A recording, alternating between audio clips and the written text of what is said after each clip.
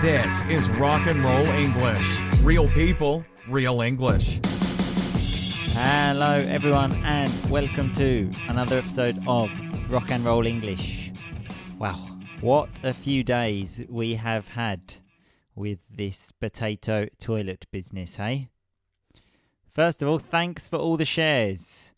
I definitely appreciate it, and I'm sure Dan the Man does too. Anyway, in today's show, I talk to Dan the Man, and we talk about betting, which obviously when you normally bet money or bet on other things like we have done recently. Anyway, enjoy the show. Dan the Man, how are you today? I've been better. He's a bit excited now, probably a bit upset. Can you just repeat that for us, Dan? I've been better. Yeah, it's a nice bit of vocabulary there. So when you're not feeling too good, people respond with, I have been better, or I've been better. What's the problem, Dan? It annoys me that you're so happy about this.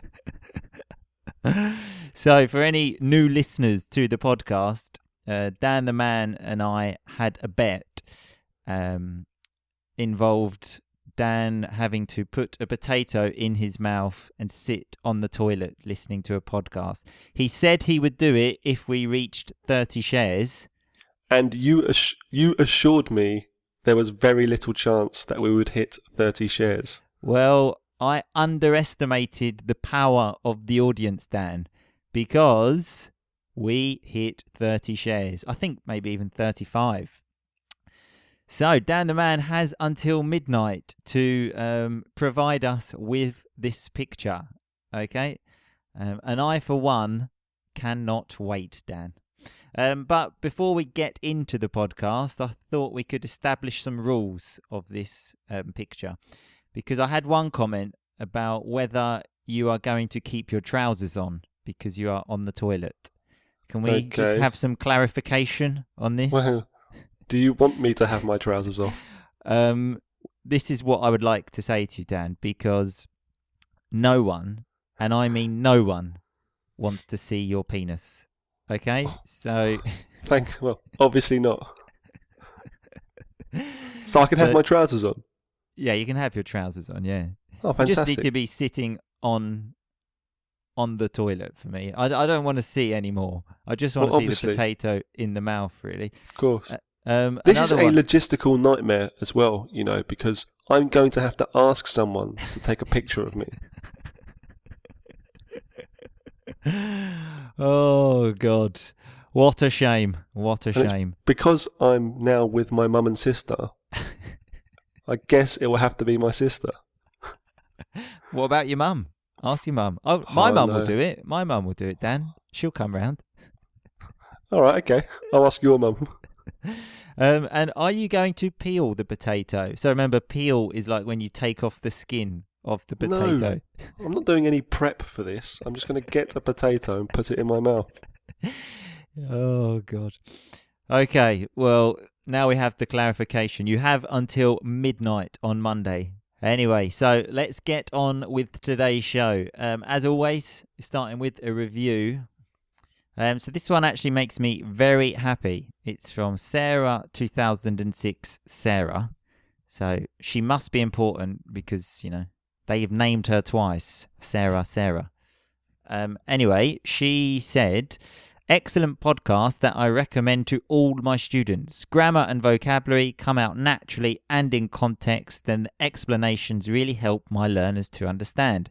The quiz on the website is also really useful as it helps them to remember the vocabulary. Great work, Martin. Just repeat, great work, Martin. No mention of you. But it makes me happy because, by the sounds of it, Sarah 2006 Sarah is a English teacher. So, other English teachers like it. Anyway, Dan, so obviously moving on from the bet we had, I thought there could be no better way or nothing better to talk about except betting in today's show. Okay? Okay. So we're going to look at some reasons why people bet and then have a little sort of chat about betting in general, and then maybe some stories. Okay. Okay, so why do people bet, Dan? Any ideas? And remember, obviously, bet is when you bet money or when you bet about shares on Facebook. So yeah, why do people bet, Dan?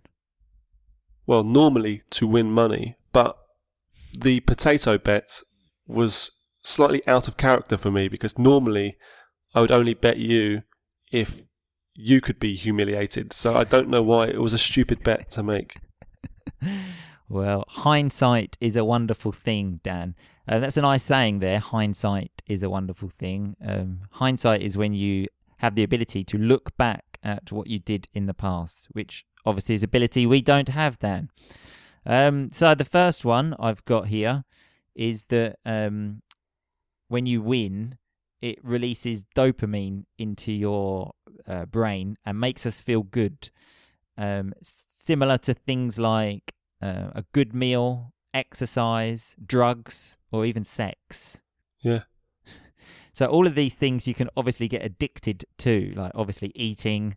People even can get addicted to exercise, certainly drugs, and even sex. Although I've never understood that one because more is always better in that. No. But you think every day is too much, as your previous podcast said. So I don't think you're going to get addicted. Well, it can be like a full-time job. But yeah, so this win obviously provides you with an adrenaline rush. So like a lot of adrenaline very quickly. And I can certainly say that is true because in the past, loved gambling. So gambling is another word for betting. We especially use this for when money is concerned. It's only gambling. On my brother's stag party. What is a stag party, Dan? The party the man has with his friends before the wedding. Yes. Thanks very much for your enthusiastic response, as always, Dan. So yeah, for my brother's stag party, we went to a casino, and I remember I had about £30. Then I won £125, and then I thought, you know what? Fuck it. I'm putting all of this money on even. And so what is even, Dan? 2, 4, 6, 8, 10. Yes, exactly. An even number. On the roulette, obviously. So I put the money down. They span the wheel.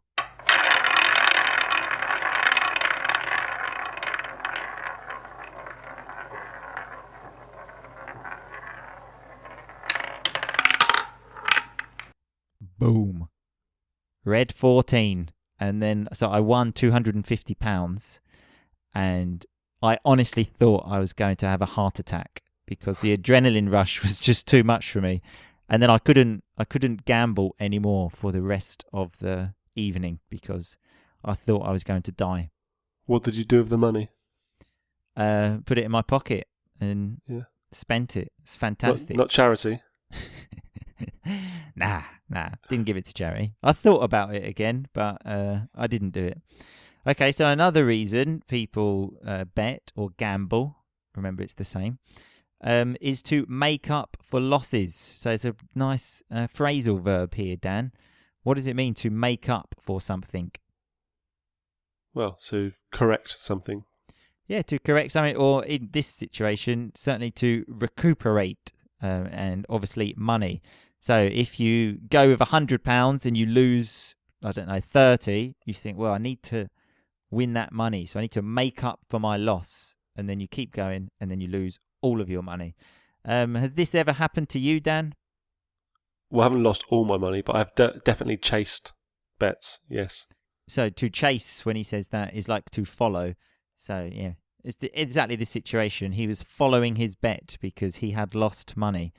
This is another thing that I also have difficulty with, because if I lose money, I want to make up for the loss.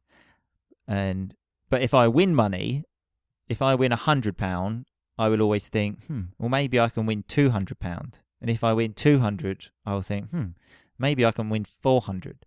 And that is the reason anytime I go to a casino, I always lose money. But You used to do quite well, didn't you, on the football bets? I don't think I've ever won a football bet in my life. So Or maybe you were bullshitting me, because I remember times when you would say, I almost won 200 quid this weekend on 50p. So when you said you were bullshitting me, I mean, you were telling me stuff that was not true. That's true, actually, Dan, but there was a key word in your sentence, which was the word almost. But it was every won. week. Yeah. It was every week. Yeah, every week I almost won money, but I never won money. I'm glad. It was a complete waste of time. Another one is advertising, because obviously there's lots of adverts, especially in England, about how great betting is. There's one, for example, about football that always says it matters more when there's money on it. So basically the match is more important to you when you bet on it. And I watch that and I think, yeah, that's a good point. Maybe I'll bet some money. But it's strange. It's strange that they're allowed to do these adverts. You don't see many adverts for bad things like cocaine or heroin. No, you don't actually, do you? Strange, isn't it? But yeah, or for example, smoking, which is bad for you. But with alcohol and betting, it just seems to be that's okay. Yeah, that will probably change, I imagine. Well, maybe it will change after people listen to this podcast, Dan. We are changing the world. When, are we? When was the last time you had a bet? For money. Yeah, let's not bring up the potato thing again. And remember, start talking about a new subject. The last time I bet some money, I don't know. I've sort of given up now because I just lose all the time. And I know what I'm like. I cannot trust myself because once I start... You cannot be trusted. You're right. Yeah. So another reason people bet is because casinos and betting shops lure you in by giving you free stuff. So what does it mean to lure you in, Dan? To tempt you in. Yeah, exactly. And in this situation, they tempt you by giving you free stuff, obviously. In fact, I used to know a guy that had a shop, and he would often come into my shop where I worked at the time and tell me about how much he would gamble. And he told me that the casino would pay for him to go to like football matches, to go on holiday. Seriously? Yeah, because they were luring him in. But he also told me, when I asked him once, what is the most you have ever lost in an evening? He told me it was 200 grand. Did he have money? Well, if you can lose 200 grand, Dan, what yeah, but that might think? be on credit. That might be on credit, you tit. No, he had money. And when I say 200 grand, that's just a way to say 200,000 pounds. But yeah, he had money, Dan, funnily enough. They only give credit to people with money. But I've got some facts for you as well, Dan, okay? Mm-hmm. About gambling. So, did you know we have to thank gambling for the invention of the sandwich? Oh yeah, go on. So, apparently in 1765, John Montagu, Montague. Well, I'm friends with him. I call him Montagu, okay? It's like a nickname, I call him. Yeah, but you've seen Romeo and Juliet, haven't you? Or read it? I'm not very cultured, Dan. Yes, well, there you go. So, no. Anyway, apparently he was in a casino and he didn't want to leave the table. So he said to someone, just bring me 2 pieces of bread with some meat in it. So he could eat the sandwich with one hand and play cards with the other hand. Is that a fact or a myth? So a myth is a story which we don't know is true. According to, several internet articles that I read, this is true, Dan. Although many people think that the sandwich probably had already been invented. It just received the name from this because apparently he was the 4th Earl of Sandwich. I don't really know what that means, but that's where the name comes from, Dan. Okay? Yeah, very good. So, a genuinely interesting fact for once. Well, That's it. This is what rock and roll English is all about, Dan. So roulette is also known as the devil's game. Do you know why? No. Because if you add up all of the numbers on the table, 1 to 36, what number do you get, Dan? Well, I imagine it's 666. And you are correct, Dan the man. That's actually quite interesting. That's the only game I'll play is roulette. Yeah, me too. Only because it's the easiest one to understand. And, I once went into a casino in, I think it was San Remo, in the north of Italy, and I lost all my money within, I don't know, 4 minutes. So another crazy fact here. So we have two that you found interesting, Dan, which is good. Is that apparently, I don't know how to pronounce the name again, but Robert Mugabe. Mm-hmm. You know who he is. Yeah, but I don't know how to pronounce his name. So obviously, president of Zimbabwe, won the lottery in Zimbabwe. Was this whilst he was leader, or? I think so. Yeah. Oh, so that wasn't fixed. So when he says that wasn't fixed, he means that wasn't arranged. Yeah, I mean that's a bit of a kick in the teeth, really, isn't it? So a kick in the teeth, by the way, is like when you need someone's help or support, and then they do something bad. That is three interesting facts, though. Well, Dan, the facts are getting more interesting. Finally. So the word poker, which is obviously the classic card game, comes from the German word Potchen.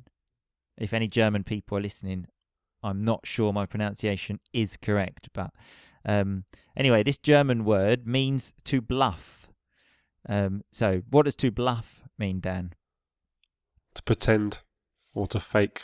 Yeah, I mean, it's especially used in cards. So when you've basically got nothing, you have not got strong cards, and you bet money to make people think that you do, we say that you are bluffing. I'm terrible at poker. Terrible. You're terrible at everything, Dan. No, I'm too honest. That's the problem. Oh, you're such a good Samaritan, aren't you, Dan? I really am. This is like in a job interview when they say, like, what is your weakness? And you say something which is actually a good point, but I'm too punctual. I'm just too good. That's my problem. So yeah, thanks for that, Dan. Okay, so now we'll move to some general conversations about betting. So, do you play the lottery, Dan? Remember, we used to play the lottery. If anyone's interested. Not since my friend started calling it the idiot's tax. The idiot for the tax of the idiot. Yeah. Wow, what an intelligent friend you have, Dan. Yeah, I know. I used to play the lottery online, and it was actually terrible because when you won something, you would receive an email saying, you have a winning ticket. Please go to your account and see what you have won. So obviously you're thinking, I've won the lottery in like the 2-3 minutes it takes to log into your account. And then you enter and it says, you have won £10. And you say, oh, for fuck's sake. Yeah. The problem is I used to plan how I was going to spend it once I'd bought the ticket. Yeah, I know what you mean. Once I remember in the Euro Millions at university, the jackpot was like 125 million. And like you said, well, we had been speaking about it for about 2 hours. Past perfect continuous there, Dan. Mental.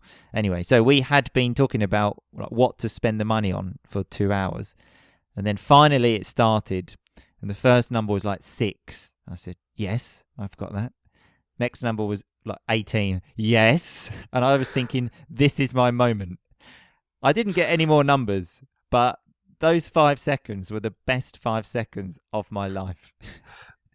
If you won 120 million, how much would you give to me? Nice second conditional there, Dan. If you won 120 million, how much would you give to me? None is the answer. I would probably buy a better friend and Cheers. Okay, Dan. So, what do you believe in things like good luck and bad luck? Yeah. Yeah, and what do you think you have? Good luck or bad luck? Well, I thought it was good luck, but I'm starting to think it's bad.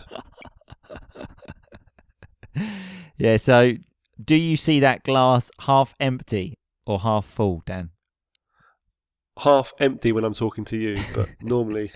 Yeah, it's quite the opposite with me, actually. I normally see the glass as half empty, but when I talk to you, I see the glass as half full. Because I think it's because I think, my life is bad, but it could be worse. At least it's not as bad as Dan the man's life. Thank you. That's the nicest thing you've ever said to me. Well, I'm new interest in facts, saying nice things, Dan. You're a new man. Yes, I am. So let's go back to these stupid bets, Dan. What have you ever lost any stupid bets in the past?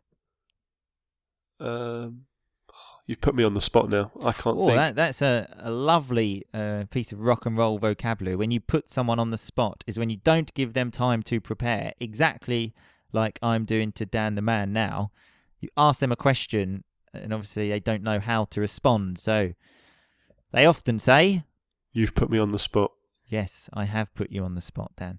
Another bet you lost, Dan, was last year when you come to Palermo and we bet on something. I can't remember God, you know what? I do lose. Yeah, you're right. I do lose. Yeah. We bet on something. I can't remember what. And we said the loser, when we go out for dinner this evening, has to stand up when the winner arrived at the table to show respect.